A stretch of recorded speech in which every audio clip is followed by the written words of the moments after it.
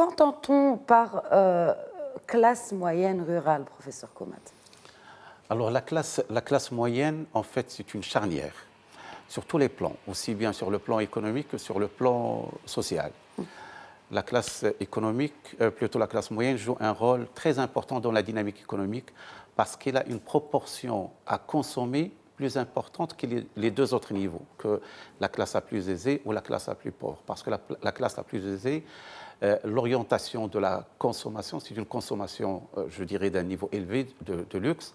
La classe la plus pauvre, il a une tendance à consommer peu.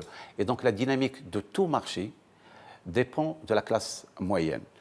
Alors, au Maroc, malheureusement, en fait, la place de la classe moyenne, à un certain moment, s'est atténuée pour justement continuer à jouer ce rôle moteur de la dynamique, notamment du marché intérieur.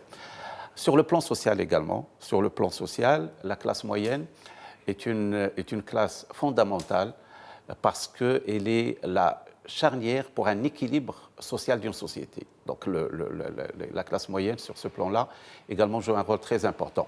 Alors, effectivement, pourquoi s'intéresser à la classe moyenne en milieu rural? Parce que les chiffres ont montré que, autant peut-être au niveau urbain, nous avons toujours une classe moyenne qui existe. Par contre, le gap entre la classe aisée et la classe pauvre au niveau milieu rural, le gap est très important.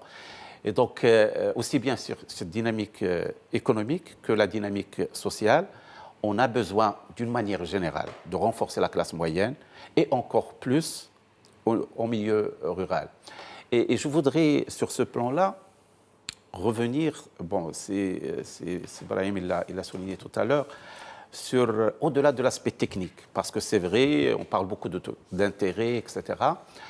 Mais je crois qu'il faut situer tout cela dans une vision qui, justement, on parle beaucoup du nouveau modèle économique, de la régionalisation avancée, et ces dimensions-là, ils ne peuvent voir le jour qu'à travers un certain nombre d'éléments, d'objectifs, notamment la création d'emplois. On le sait qu'aujourd'hui, la proportion la plus élevée de demandeurs d'emploi, c'est les jeunes, surtout les jeunes diplômés, qui ont un potentiel énorme en matière notamment de création de projets.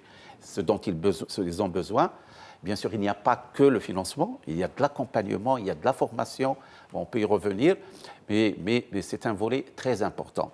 La deuxième chose, c'est la réduction des déséquilibres régionaux et sociaux.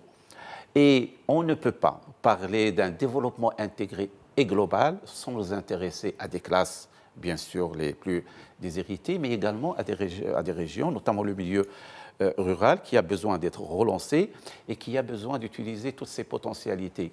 Et je voudrais souligner... D'où l'importance de l'engagement aussi des centres régionaux d'investissement et autres collectivités territoriales dans ce programme dédié, ou en tout cas intégré, de l'appui et de financement des entreprises. Je voudrais juste, en fait, c'est le Harj tout à l'heure l'a évoqué, la question du milieu rural, il ne s'agit pas que de l'agriculture.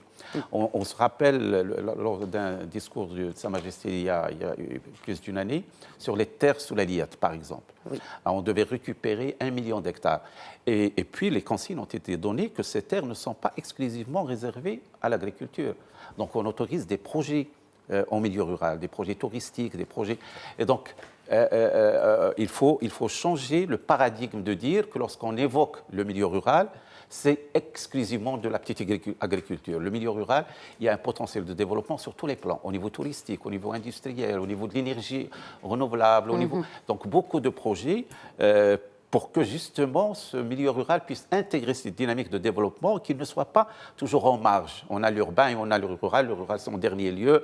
Et moi je crois, avec ce changement, avec ces tournants, il faut que l'approche développement rural soit appréhendée différemment.